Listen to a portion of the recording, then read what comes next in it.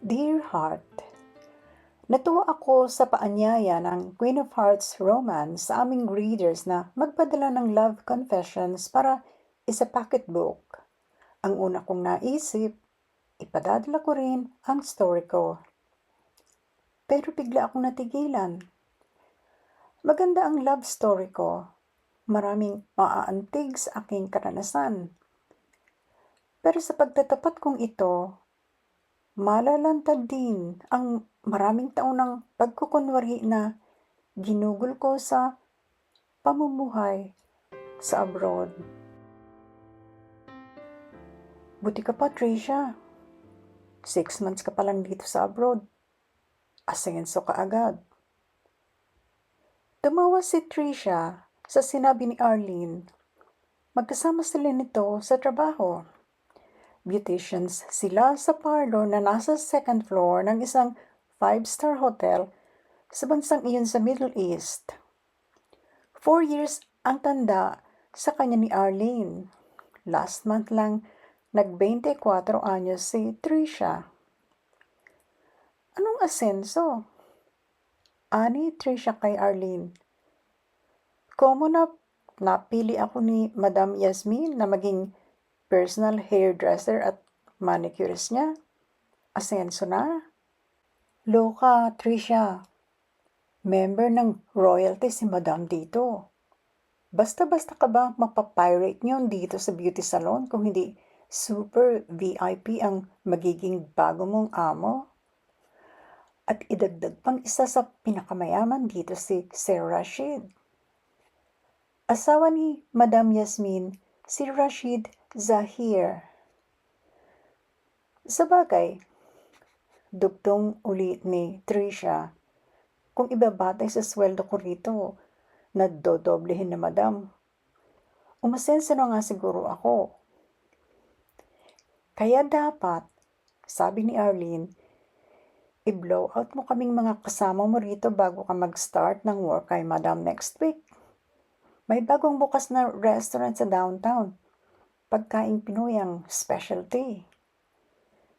Mahal naman daw doon, sabi ni Tricia. Tumawa si Arlene. Ikaw talaga?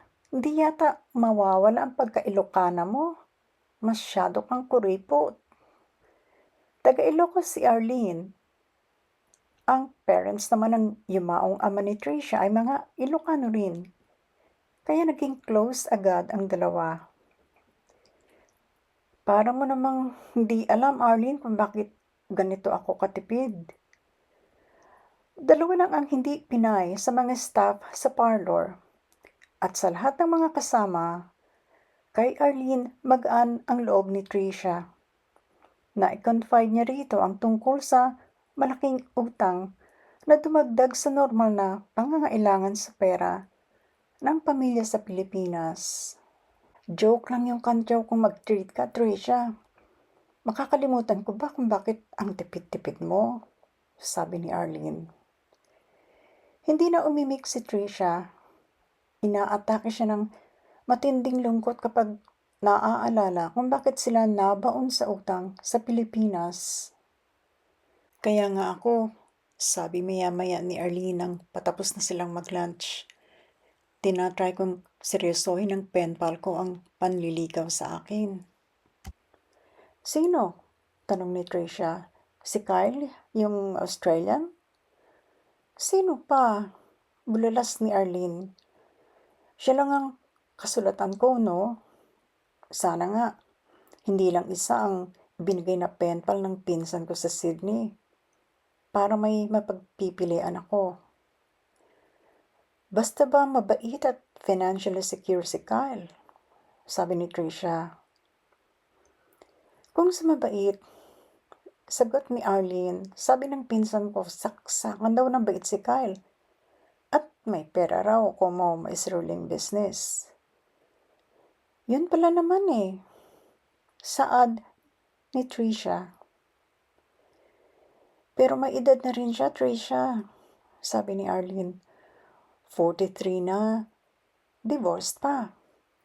At ordinaryo lang ang itsura. Gusto ko sanang maging asawa, yung gwapo. Huwag ka nang mangarap ng gwapo. Tamo ko, anong nangyari sa pinili kong lalaki na mabait at gwapo pero pude na tulad ko? Sabi ni Trisha. Bago makasagot si Arlene, sumilip sa munting kitchen common room ng beauty salon ang supervisor nila, si Melissa. Pilipina rin ito, in her mid-40s. Girls, ani Melissa, tapos ng lunch break nyo, diba? Nariyan na yung next appointment ninyo.